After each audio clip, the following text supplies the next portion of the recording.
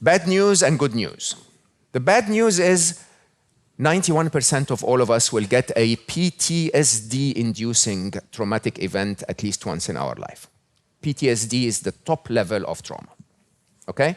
Where you suffer post-traumatic stress disorders, right? Good news is 93% will recover within 3 months, 96.7% will recover within 6 months. These are data from the people that were in the 9/11 attacks. The next person we have is Sage and I, is one of our favorite people, and we only got to know him about a year ago, but we really fell in love with this man. And the reason is because most of us have some idea of what the worst experience could possibly be. The experience that we couldn't come back from, or people wouldn't come back from, and some don't in these situations. In fact, some of you have heard, you're familiar, some of you, I've told you about it, but others, if you haven't, I just want to give you an example, and you've heard it before, remind you of it. So if I asked you, what would be the worst thing that could ever happen in life? The number one answer in North America for people say is if they became a quadriplegic. And if they asked them what's the best thing that could happen, believe it or not, the number one answer was win the lottery, right? Those are the two. But what's interesting is there have been studies on people that have won the lottery and studies on people that have become quadriplegics. And the question is, 3 years after that experience, whether you lost the use of all your limbs or you won the lottery, who is happier? Who was happier? Well, it's kind of a setup. You immediately go, it must be the quadriplegic. Hell no, the quadriplegic wasn't happier. What are you thinking of yourself? Nor was the person who won the lottery. Because what happens is our brains adjust. If you don't drug the person who went to the quadriplegic, if they are able to be in their natural system, we have a natural happiness immune system. We adjust. Most people have a set point for their happiness and they get back to it. It's interesting, the people of the lottery now, everybody wants something from you. If you've ever done really well, and most of you in this room have done well compared to a lot of people in life, you know what it's like when you really, how many have had something you wanted to give somebody and then you find out they expect it or demand it and it took away all the joy? Who knows what I'm talking about here, right? Well, imagine all of a sudden everybody wants something from you who didn't really care before. And those people now start to feel jaded and angry. And the people who can't move, what's interesting about them, if they start to move their finger this much for the first time, they get overjoyed because we all lose our references. Contrast is the most powerful tool I know to keep you balanced on your happiness. So that's why I brought you here, where you'll be in total absolute abundance at every level. And then we'll take you, to a portion of India that's 4,000 years old, where people go to die and who are joyous about dying because they have a different belief than we do. They have a completely different belief. They believe the body is the t-shirt. You burn that t-shirt. They burn bodies all day long there, as you'll see, 24 hours a day, 365 days a year. And the people there are joyous. There's no tears, there's no upset. So our beliefs play such a role. That's why we say, and it's over there on the notes again, is that suffering is not in the fact, right? It's in our perception of the fact. It's our belief about how it's supposed to be, how it isn't, that this person shouldn't have died, that this shouldn't have happened this way, my child shouldn't be going through this, I shouldn't be having this health problem. But you are, and they are, and so that's life. And so what it is now we got to deal with life instead of our perceptions. That's how you get out of suffering. And so this man was an engineer, is really a genius at what he does, but he's also got a heart of gold, and he experienced something none of us would ever want to go through, but he's turned that around and still demonstrated how happiness is not contingent upon the environment whatsoever. Please stand up and give a big welcome to our dear friend, Mo Gawdat. Give it up for him. Thank you so much. Honestly, thank you. I counted 25 hugs so far, so this evening is great already. I'll start with a disclaimer. I will make mistakes as I speak, because I actually know specifically that when I'm sleep deprived or jet lagged, I am both.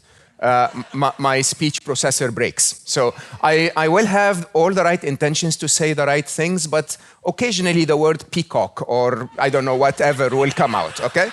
So please ignore that or highlight it to me. I took 18 hours to Brisbane and then stayed 18 hours in Australia and then 18 hours back. Showered and jumped here because I absolutely believe this is totally worth it. Thank you. I love Sage and Tony more than I can tell you. I love a lot of you who I met in Mexico. Thank you so much for the warm welcome again. Today I want to talk about a slightly different topic, which, by the way, what I spoke about in Mexico, Tony and Sage put on a podcast, so please do listen to it, about happiness. I want to talk about stress. Things like 18 hours and 18 hours back, yeah, I do that shit. But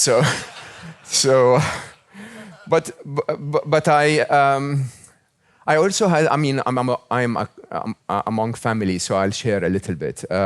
This has no doubt been the toughest year of my life, hands down.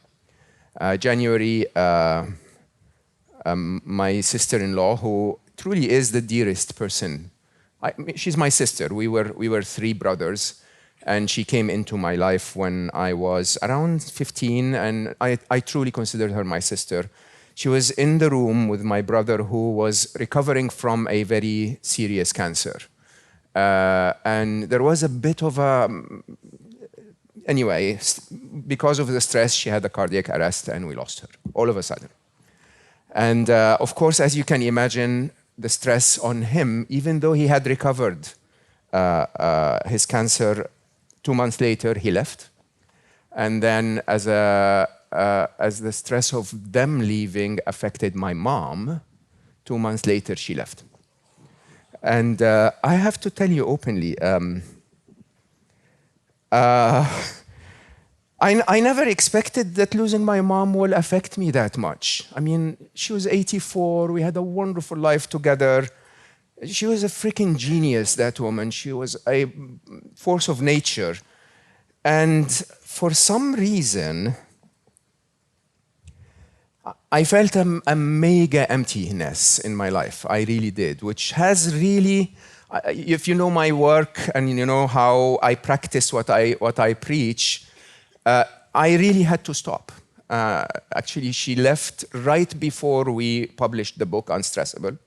So I had to go and be in the tour of the book tour. The book made it to number 4, so it was worthwhile, and it comes with a very important mission to take 1 million people out of stress every year. But then I had to retreat. I retreated for 40 days. I do that every summer of silence. And I reflected on a lot of things. I have to say to you openly, our world is in a lot of stress. I mean, I tell you my story, but there are so many people around the world who are today in war zones, right? Who will lose 3 loved ones in a year, right?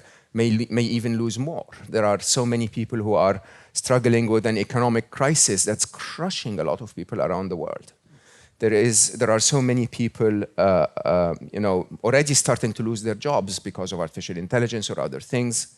It's a very stressful time in our life. And I will openly tell you, even though definitely my heart was very badly scarred with this year, and even though sometimes I feel depleted, I'm not stressed, okay? And I will openly tell you that every single one can live that way. It's quite interesting that stress is different. Being exposed to a stressor is different than actually being stressed. So I wanna talk to you very quickly so that we have a lot of time for questions about a model I call the 3-4-3-4, right? Your 3 accountabilities, the 4 sources of stress, the 3 reasons we break, and the 4 modalities in which we interact with stress. So I'll take you through them one by one. But very quickly, I'll tell you that I never intended to write on stress. My 1 billion happy mission was about the idea of I will write about happiness, and then I will write about all of the different reasons we become unhappy, right? So my second book was called That Little Voice in Your Head, which was about how your mind fools you if you want. I was then intending to write about empowering the feminine, which I think is one of the biggest reasons for cumulative unhappiness in the world, is that we have been very unfair to the feminine. And I wrote the book almost entirely. 187 pages were written. And then I decided to write on stress because I met this wonderful young author from the UK, Alice Law, who had actually struggled with every possible sample of what a stressor could be when she was 21.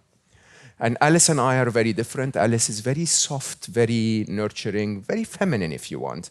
And I am, as some of you may know, I'm a brainiac. I'm a very serious math geek. Don't be fooled by the fact that I can speak full sentences.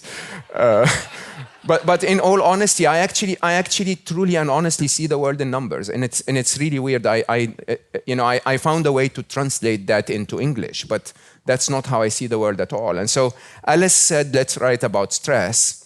I said, I need to figure that thing out first. I need to understand. I'm usually that calm person that could be drained but is not stressed. My reputation at Google was that I'm the one to go to when things are very, very stressful. But I didn't know how I did it. So anyway, the first thing I did is I said, okay, let me understand the mathematics, the algorithm of stress. And she said, there isn't one. And I said, there must be one. Okay? And it's actually shocking how simple it is. When you want to think about stress, the easiest place to understand it is in physics.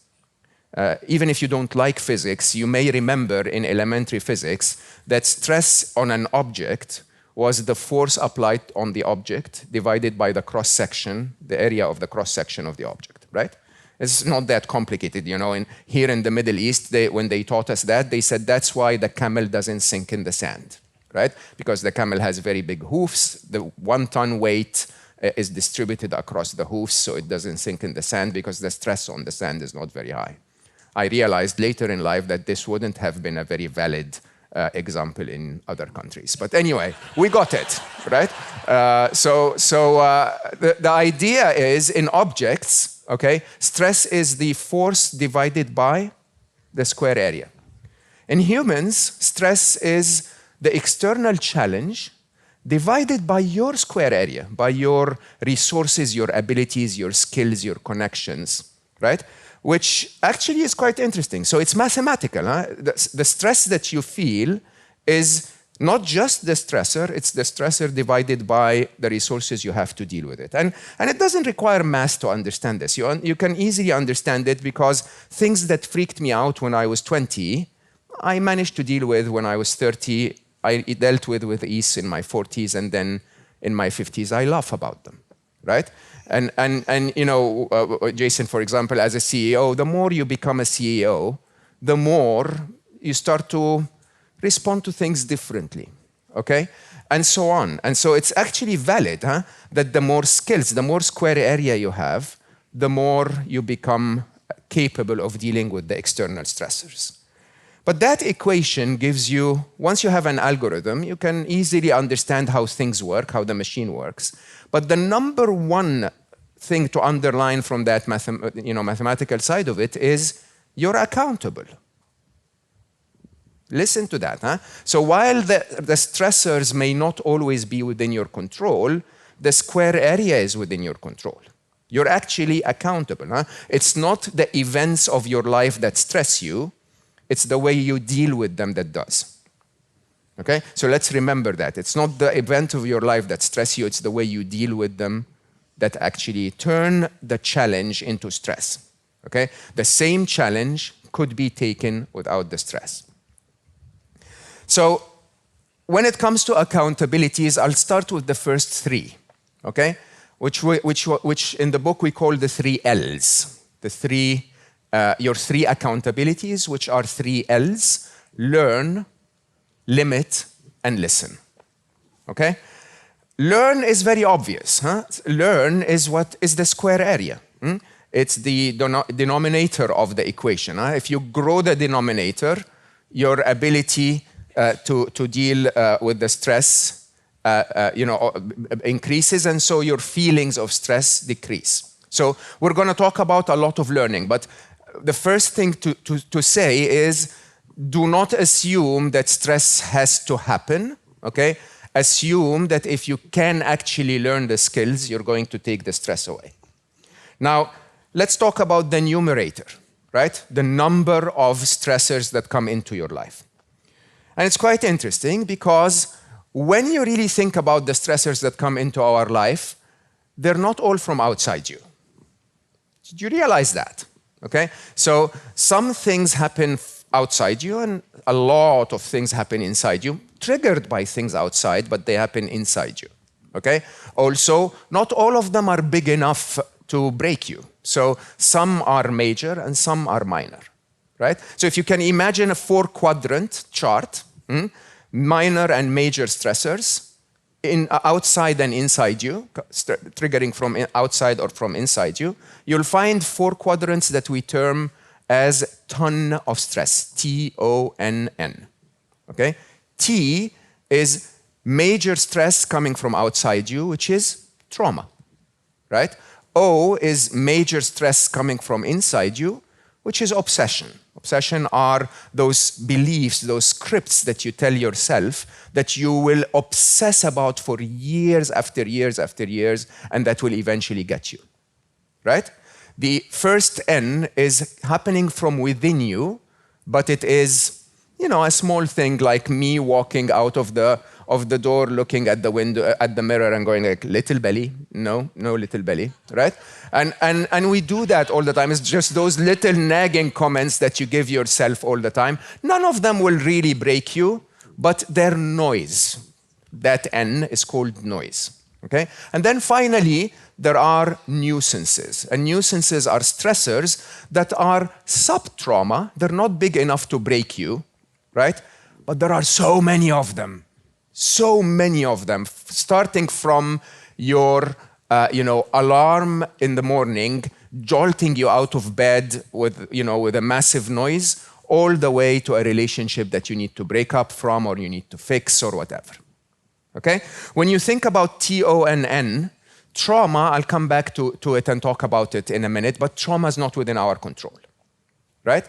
The others, interestingly, we are accountable, okay? Because obsessions and nuisances happen within you, there are techniques we can remove those. And because the noise is actually quite easy to limit, right? So remember the 3 accountabilities were learn, limit, and listen. Your accountability is called limit. This is actually something I'd love for you to do before the end of this trip.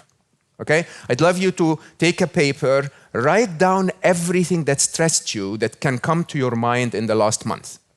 A comment from a friend, a social media post, something happened at work, your partner said something, everything. Write every one of them down, everything that stressed you. Okay? And then we're going to limit them in one of 2 techniques. Either you're going to scratch them out completely and say, this is never going to happen in my life again. I don't like that friend. I'm going to tell them I don't want them in my life. Or social media is killing me when it goes beyond 30 minutes. I'm not going to go beyond 30 minutes, and so on. Or if it's something you cannot change, you're going to reduce its intensity.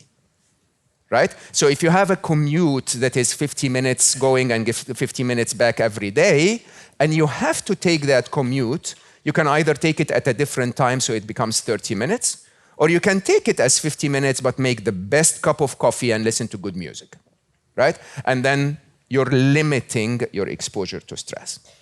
Now, I'll talk about the obsessions and the nuisances because you can limit those as well, especially the noise, right?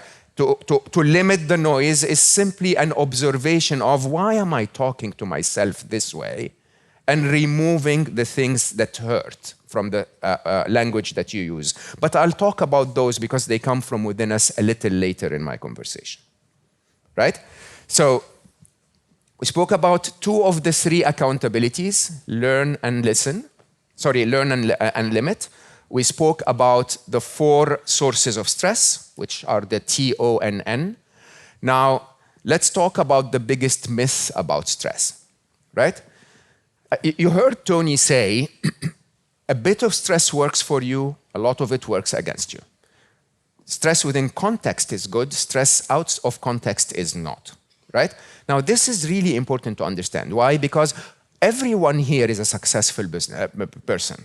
right? As a successful person, it means that you've approached life with courage, with perseverance, and you did something, which basically means that by definition, you faced some stressors in life, okay? When when you learn about how to face those things, you normally get that guy on the cover of Harvard Business Review, striped suit, dark, red tie. People perform their best when they're stressed, okay? And I usually looked at this and I was like, in my younger career, I was like, yeah, let's stress the hell out of them, right? And then I was like, this is actually stupid.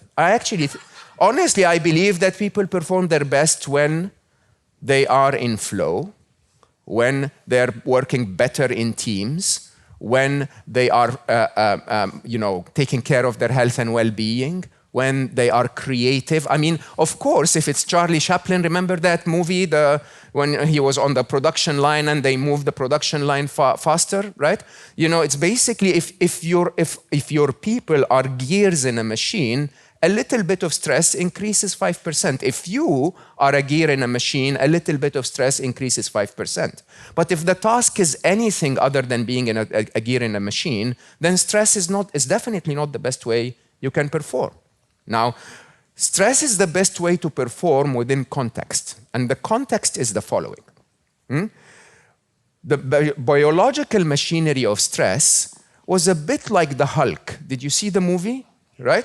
Yeah, you get in a certain situation that pumps enough cortisol in your blood so that you reconfigure the machine theoretically to run away from a tiger.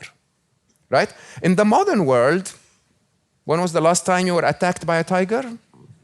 Never, right? It's normally an email. Okay? Correct, right? And so the problem is the machinery works. The same machinery works. You get cortisol in your blood, you're in fight or flight mode, right?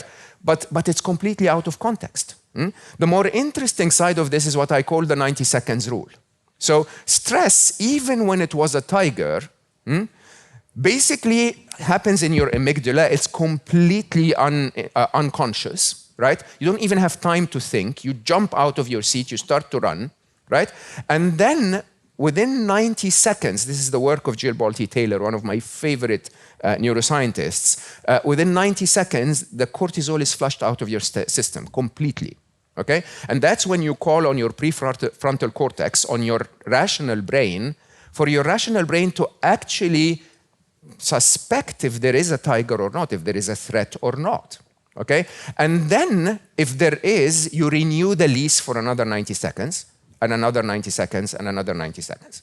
So if you've been stressed for the last 90 days, you need to start asking yourself how many times have you renewed the lease, right? And the problem, of course, is out of context.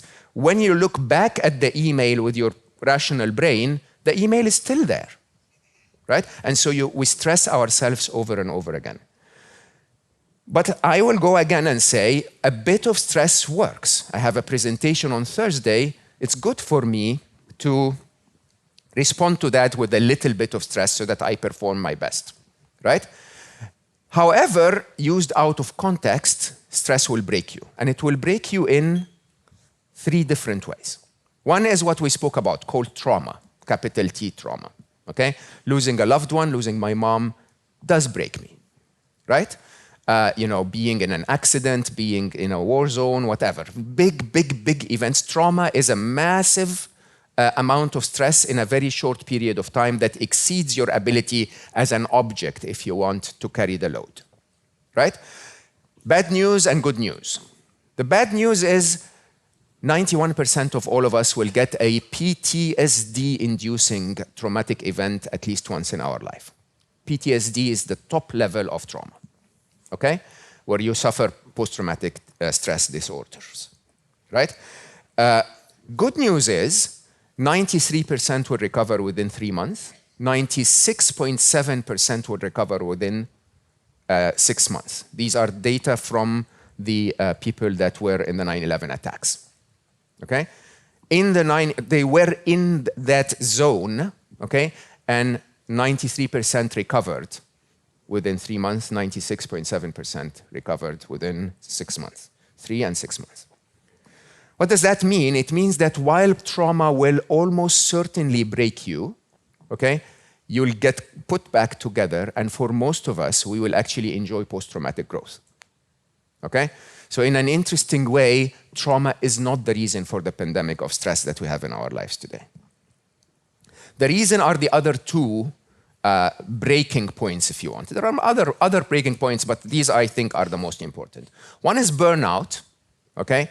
And the other is what I call the anticipation of a threat.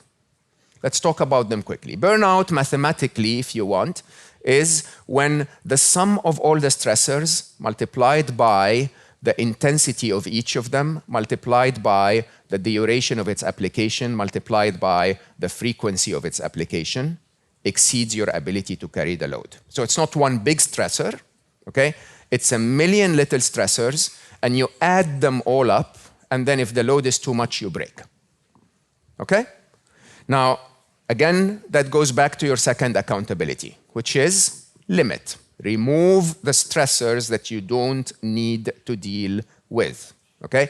Completely within your hands, by the way. And as I said, when you write that list, there will be some big decisions, okay? Jane is annoying you, Jane goes, okay? It's as simple as that, right? Any Janes here? None, no Janes, great, right? Pick the right name, one.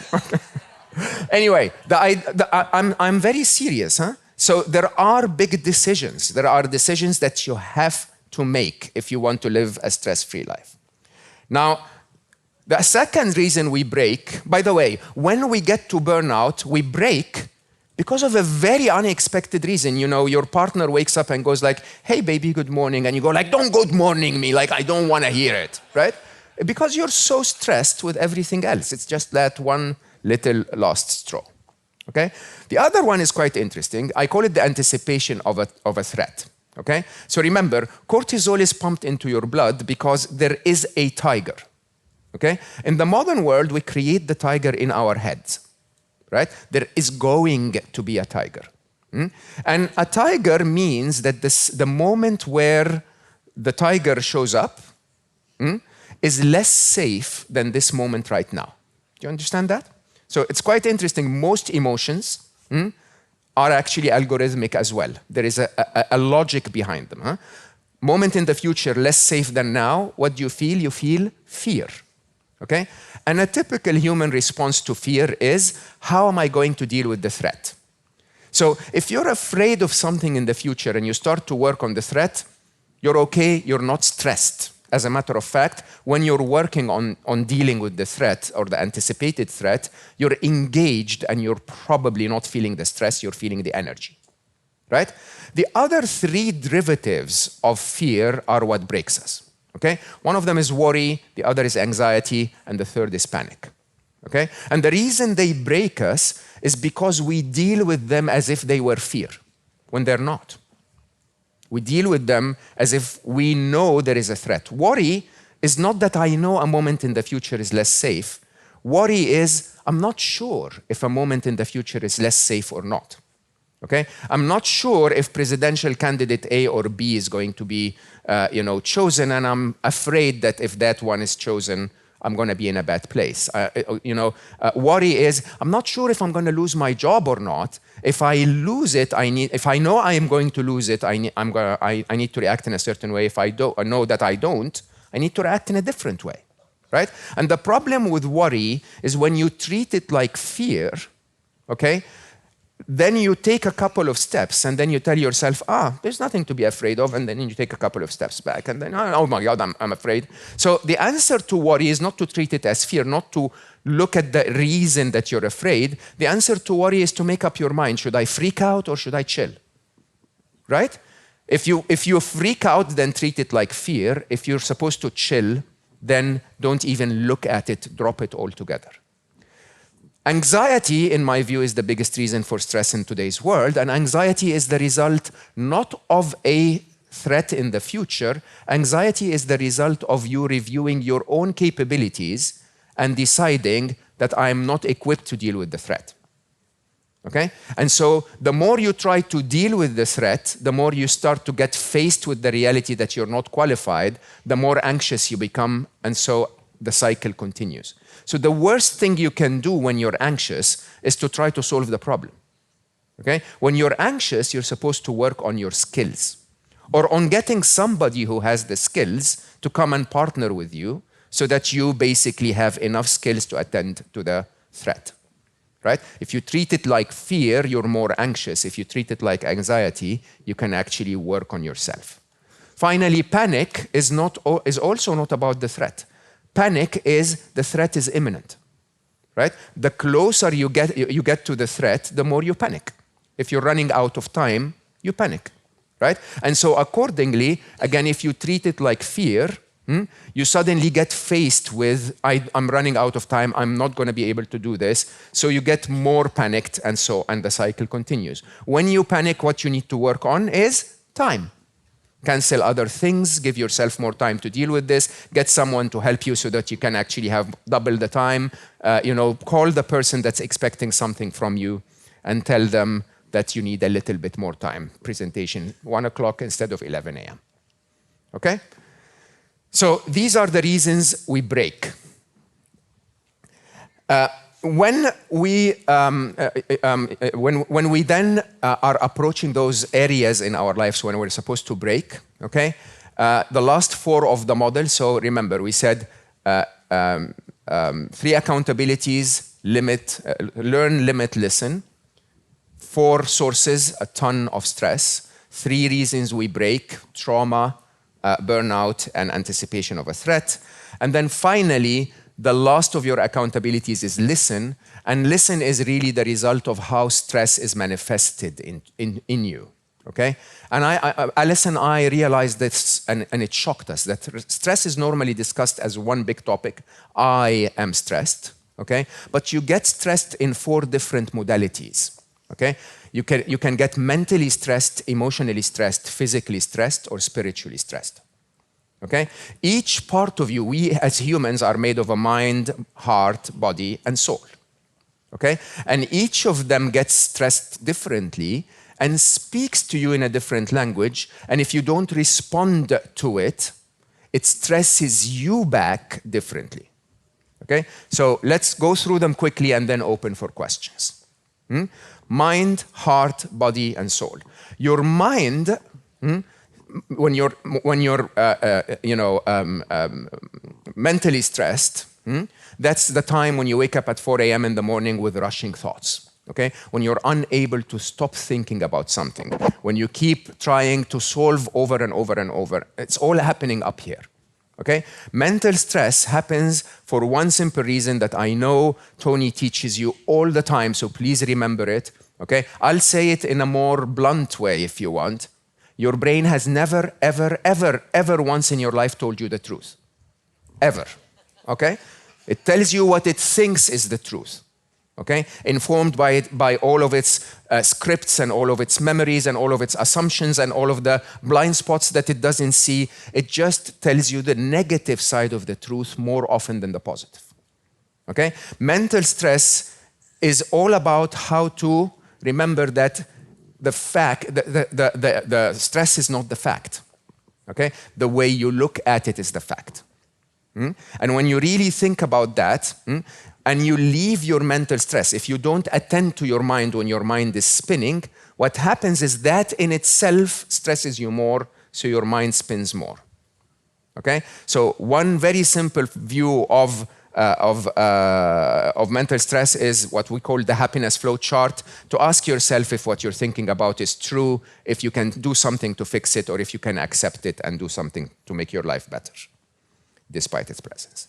Emotional stress, once again, okay, we feel emotions. We're told in the modern world of success not to show those emotions, and so what happens is we bottle them in, right? Emotions, when they're bottled in, they don't go away. Did you realize that? Okay? When they're bottled in, they shout louder. Okay?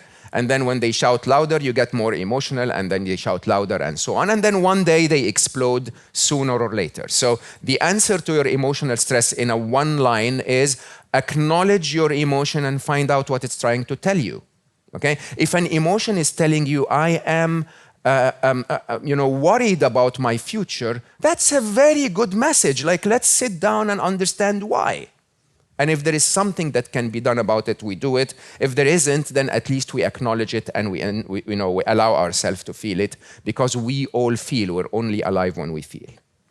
Your body, I think that's very clear. Okay? Your body is supposed to be your instrument that gets reconfigured when you have cortisol so that you can run through the world and achieve. Okay? That same body, when you stress it, it communicates back to you in aches and pains. Okay? How many of you have aches and pains, if you don't mind? Yes. And how many of you, like I did for so many years, told yourself, it's normal, I'm traveling too much, right? It's not normal at all. I will absolutely tell you in the last 3 years. So Alice and I wrote different chapters and we edited each other's work. Alice wrote physical stress. I read that chapter and I texted her as I was editing. I said, Alice, are you mocking me? Like, are you writing about me? Because every single symptom, every single behavior was within me, right? And she said, yeah, I've been trying to tell you. And I changed my habits, okay? And I promise you, I'm a different human being, right? So bodies speak in aches and pains. When you feel aches and pains, stop or the body will kill you, okay?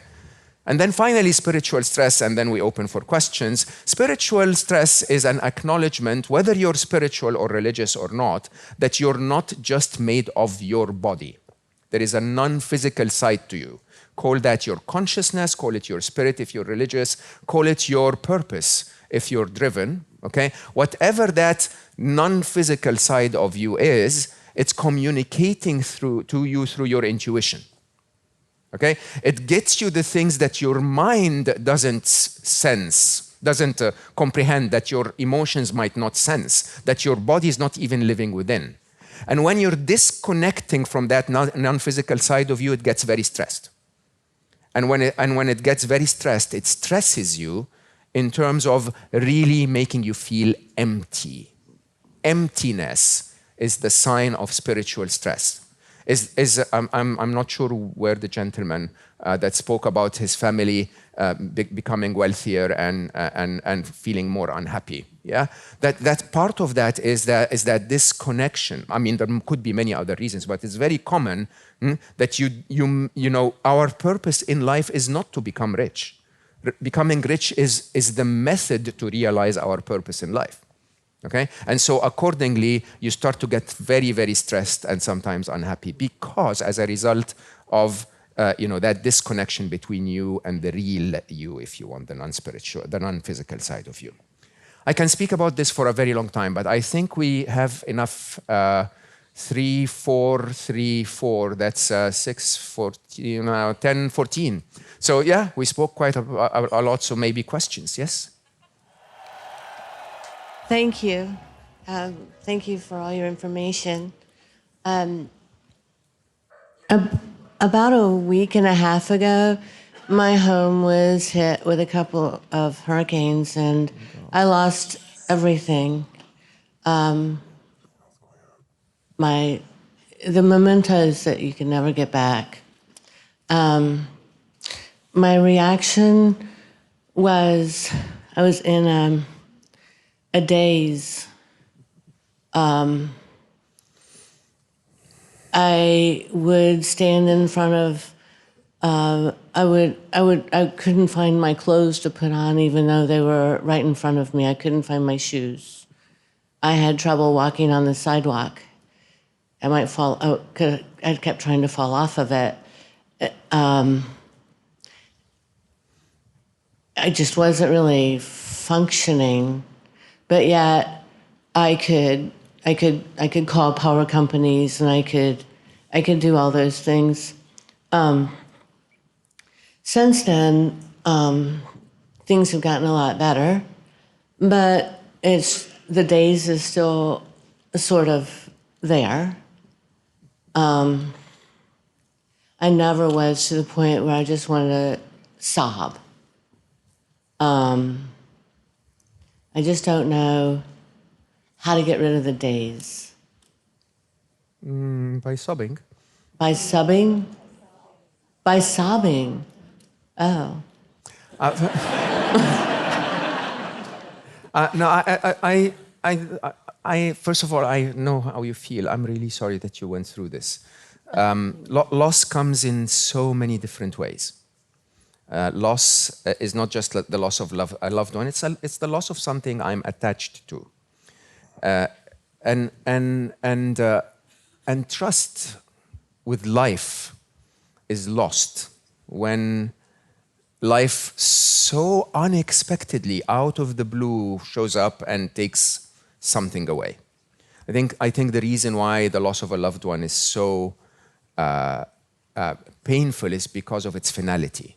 It's because we haven't succeeded in bringing anyone back yet. So you suddenly go like, that's it? So I can't solve that problem. I cannot bring them back. I will have to say though, if I may, you have not lost everything. No, I have my health and my family's health. So no one was hurt, which I am so grateful and thankful for. And I know that they're just things, but they were my child's baby pictures and everything that he ever made for me. And yeah, so this is gonna hurt for a very long time. May even hurt forever. Yeah. Okay, and that's okay, by the way. That's absolutely okay. The thing that really is very unusual about us is that we can choose to focus on the pain of it, what was lost, but not the joy of it, what was given. So the fact that your child made those pictures for you is what you're celebrating with that picture, okay? So I'll give you my own personal example. I lost my son when he was 21. oh, God. Okay, and Ali was everything. I mean, he was to me everything, and I have the ability to observe how my brain treats me, and every morning, for months on end, I would wake up and my brain would say Ali died. Okay, Ali died is true. I can't argue that with my brain. Ali is gone. It's final. It's not coming back. No more hugs, ever, by the way, because we're not going to meet in our physical form ever again. But think about that. A few months in, and by the way, it's absolutely the best thing you can do to grieve, okay? Absolutely. Go ahead and grieve whatever you lose, because emotions, if not expressed, will be bottled in, and they will either eat us from inside or explode eventually. Okay? But think about this. A few months in, when my brain, I woke up and my brain said Ali died, I said, yes, brain, but Ali also lived. Ali also lived. Okay? Ali lived. Ali lived is the same fabric of the thought. Huh? It's the same canvas. But it's a very different feeling, because Ali lived is all the jokes we joked, all the hugs, all the conversations, all the video games we played together, the music we played together. It's the reminder that, by the way, we never planned for Ali. We never did. I was making love to my wife, and Ali showed up, okay? and oh my God, what a freaking miracle that boy was, okay? Completely didn't deserve it, completely didn't ask for it. As a matter of fact, had she asked me if we were ready to have a baby, I would have said no. Okay? And yet, when he leaves, we focus on he left. Okay? The reality is, what life actually was doing is he came. Okay? And if you focus your life not on the fact that those things were lost, but those things were given to start, I think you'd see the world very differently. Okay? You're welcome.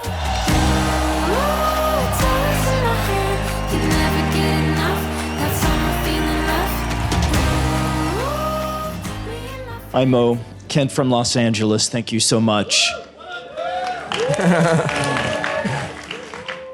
So I really resonated with what you said. Lost 5 family members and friends in the last 60 days. Oh my God. So my question is, since you classify that as trauma, and people go on to experience post-traumatic growth, how do I go on to enjoy that post-traumatic growth?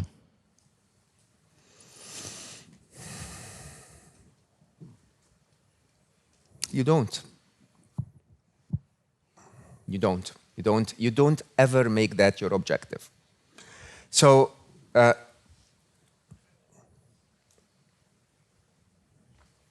is a logical view of life that doesn't help here, okay? And the logical view of life is that we come here, we meet here, and it ends here. Right.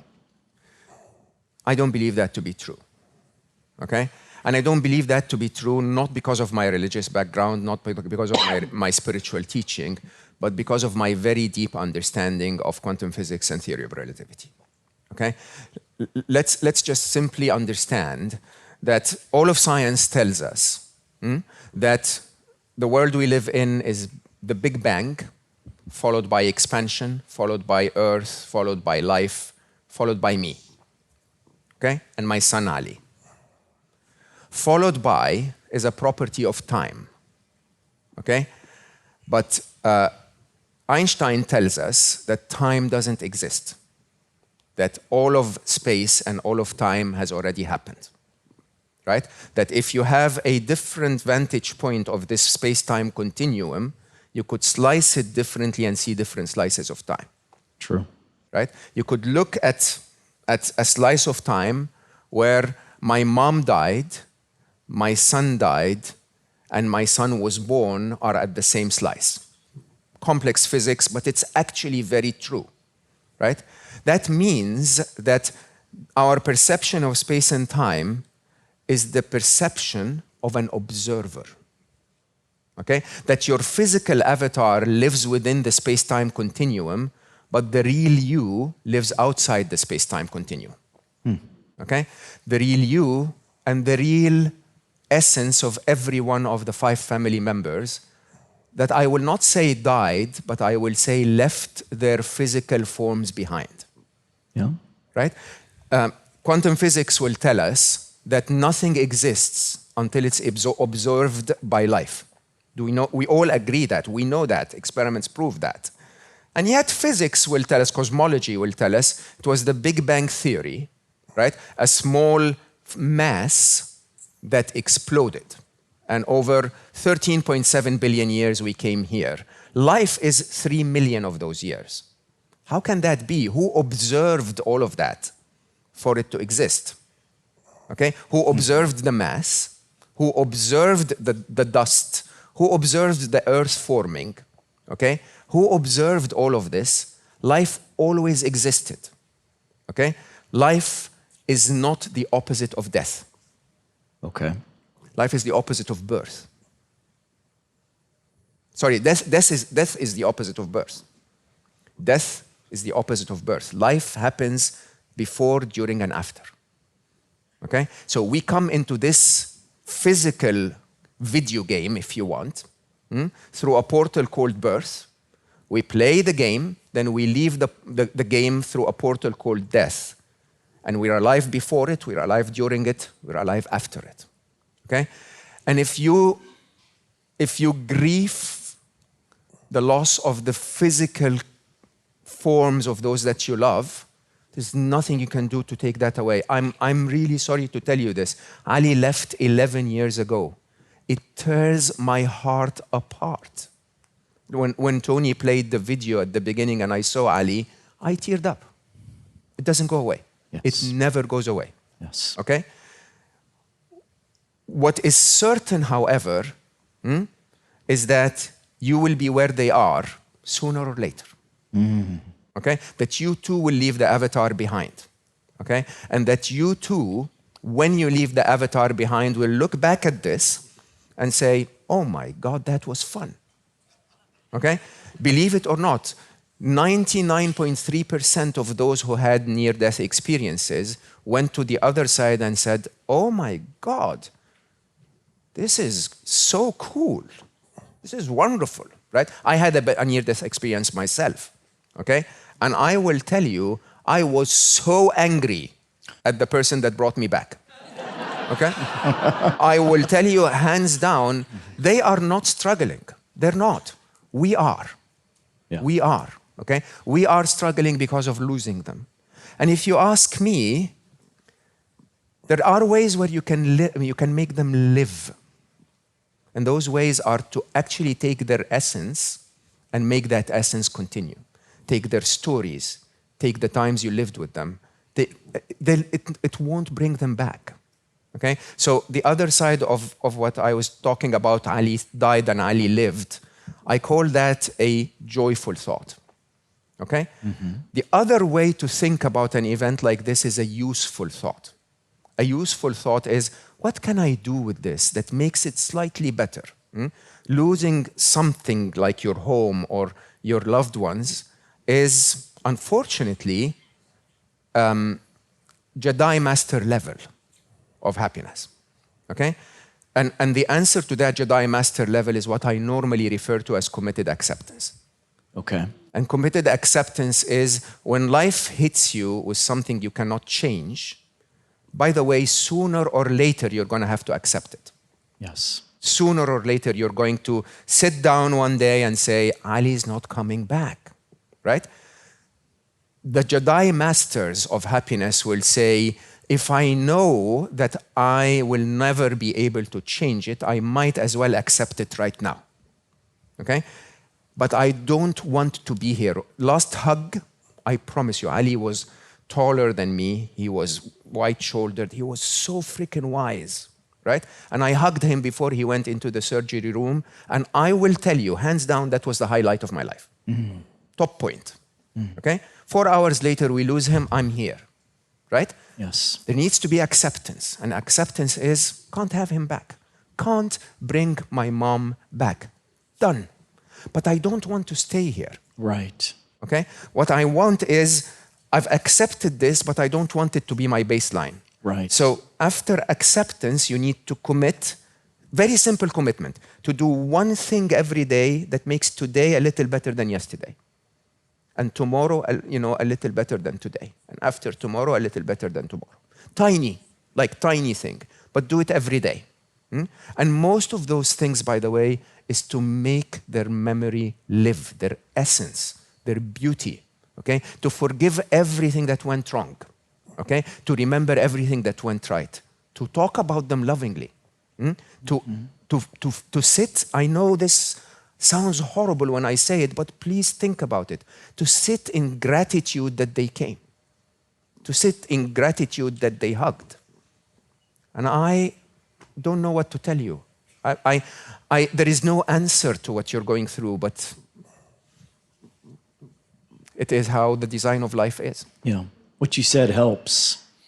And the, putting my dad in the ground was the hardest fucking thing I've ever had to do in my life.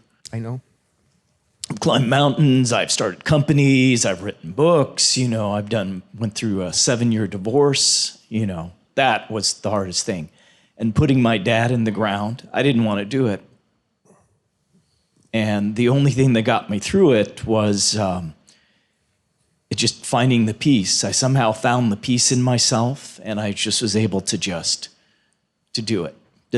So I was able to overcome that, and now maybe that's a path for me. And so I connect that with the gratitude that you said, and the incremental happiness that you mentioned every day, something more. A tiny bit more, but also a tiny bit that makes him happy that you're doing what you're doing in life. I don't know what to tell you. Any easier questions? Can I just, we'll take more questions, but can I just highlight one thing? Nobody's without pain. Look at the person next to you. They're in pain. Okay? Which is a horrible thing to say from one side, but it also makes you know that you're not alone. Nobody's without pain, okay? From one side, it makes you feel you're not alone, and from the other side, believe it or not, it makes you want to hug everyone. I mean it in every possible way. Next time, I married the love of my life a year ago, okay? And yeah, actually, she said yes exactly yesterday. So the thing is this, okay? Through it, we went through some interesting times. And through the interesting times, I wondered in my head if she doesn't like me that much anymore, okay? And she wondered if I didn't like her that much anymore, okay? But the truth is, she was in pain, I was in pain. Do you understand? Okay? And once we spoke about it, like Robert was saying, once we spoke about it, once we sat down and we said, oh, this is not about you. I love you. This is not about me. She loves me. Okay? This is about what we're going through. Everything changes. Nobody comes to work in the morning to annoy everyone. Something going on. Right? Yeah. Okay, one more. So we'll go one, yes. Well, first of all, God bless you. Thank you so much. A couple of statements spoke deeply to my heart. I have two questions for you, two things that I'm dealing with. Question number one, attending all these many events, and I believe in prayer, I pray every morning. I'm in an absolutely amazing alignment. But I come from the country where my family is still in a communistic country. And when we talk, it becomes very heavy. Especially when I try to deal with my brother. He's very strong alpha man, 7 feet. And his energy over the phone, sometimes it just stirs me up. It's just so deep. I don't know how to deal with. It puts me in very sad state. And even before I call him, I say the incantation, I say a prayer. I try to get myself in a positive state, create that aura around me, but still, I don't know how better to deal with. Every time he picks up the phone, or if he calls me, I know it's gonna be an avalanche of negativity, and it hurts. I don't like. This is one question, and second question. In the past 14 years, I had a dog. I know it might to somebody sounds funny, but it was a pitbull and a pit. They're huge, big boys, but he was the most loving and protective. He passed this year in May. I actually had to put him down. It was the most difficult thing I had to deal with. It's the love and connection we shared. It was so deep that at this point, I think I'm searching for. I don't know where it is. So two things. Didn't we say easy questions? So I told you I wrote about love. I didn't tell you. I told you I wrote about the empowerment of the feminine. I also wrote about love, just for the fun of it. And I actually don't believe love is of this world. Love is not a physical thing. So if anyone doesn't understand how you could love a dog, or a dog could love you back, I don't think they really understand love, right? Love is not between the physical beings. Love is between the souls manifested in the physical. So it's two souls longing for each other. Yes. But we're not, I don't know how to explain this without going into a bit of spirituality, but please. If you understand the soul journey, Yes. You're not supposed to be with one soul in this life. You're supposed to have a journey that goes through multiple souls to complete you, to enrich you, to show you, to reflect for you. Okay? So I write about, when I wrote about this in terms of love and romance, I usually, when someone comes to me crying and saying I broke up, I say congratulations. It's amazing, right? because in a very interesting way, that means it wasn't working. And more interestingly, it means your journey now begins, right? Now, moving to love again doesn't mean you stop loving before. It just means that this incredible human need of our souls connecting should not be blocked because it connected before. You know, the interesting thing, I understand this intellectually, but emotionally, a part of me is just Go to missing. Go to the third pet shop on the left from your home. Oh, I promise you, there will be someone waiting for you there. oh, it's Third on the left, okay? Now, about your brother, 7 foot, is he ever going to listen to this? Because I can't answer if he does. no, he doesn't. Speak I get very English. scared of 7 feet people. Look, everyone is on their own journey, okay? Family is one of the biggest tests in life because we think that because they're family, they're supposed to be like us. Of course, they're not, right? As a matter of fact, I think in the design of the video game, family was there as an obstacle, okay? Right? It's like you have to overcome that thing called family. Now, the thing, however, is you remind me of a very dear friend of mine who texted me. She's tiny, okay? Texted me one day and said, I was backing up with my car and there was a 7 foot something person behind me, okay? And so I almost hit him, but I stopped. She lives in Lithuania, okay? And so I came out of the car to apologize to him, and he looked down at me and shouted in anger for almost 5 minutes, okay? And I said, oh my God, and what did you do? And she said, and then he took a breath and I hugged him, okay? And I said, please don't shout, okay? And he cried. Okay? And that story, I wish I can show you her picture. She's literally this tall, okay? And he's 7 feet, and she probably hugged his thigh or something, right?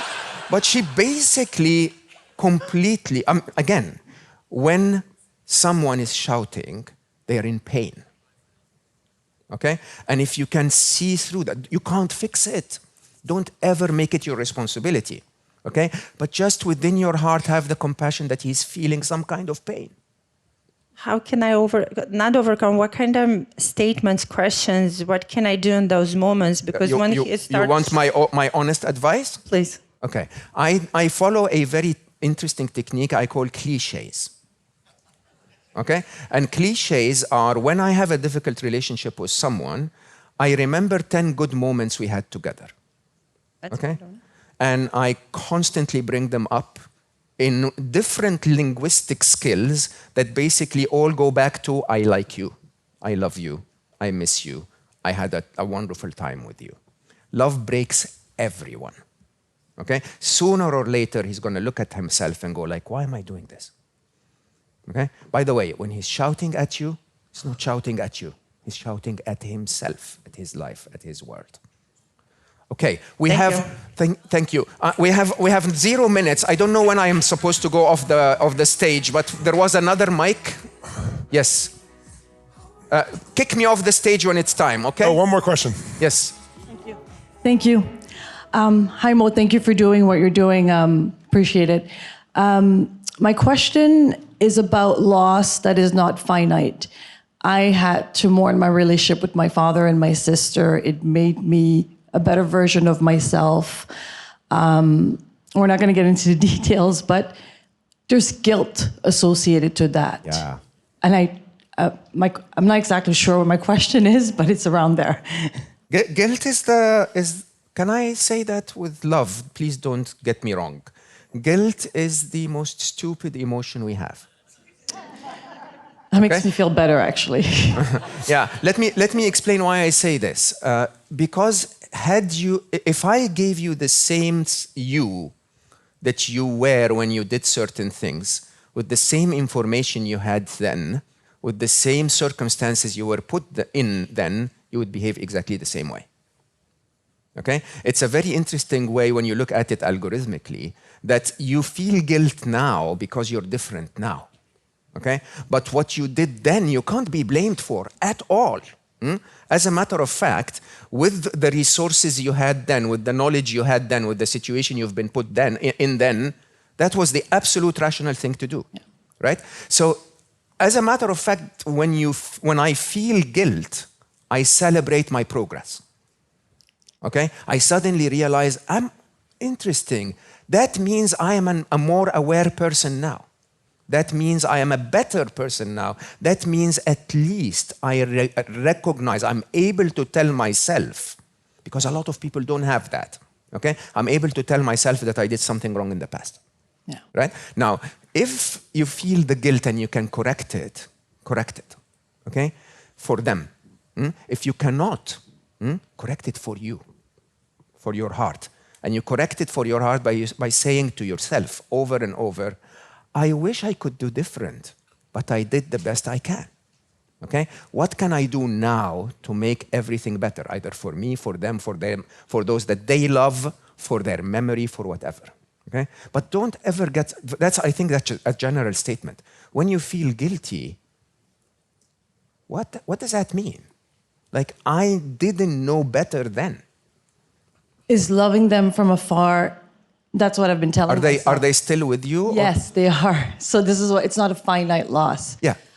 Is loving them from afar, in my mind, is better for everyone. We're all happier for it. Yes, if that's what you can do right now. Right now. But do it good. Like, really love them. Like, totally forgive them. Like, honestly, genuinely in your heart, okay? Find what you like about them and make that the center of your relationship with them. And if you do that enough, I think eventually you'll send them a text message. Okay? Thank you. Thank you. Let's give it up for Mo, everybody. Thank you. No, let him hear you. It's Mo.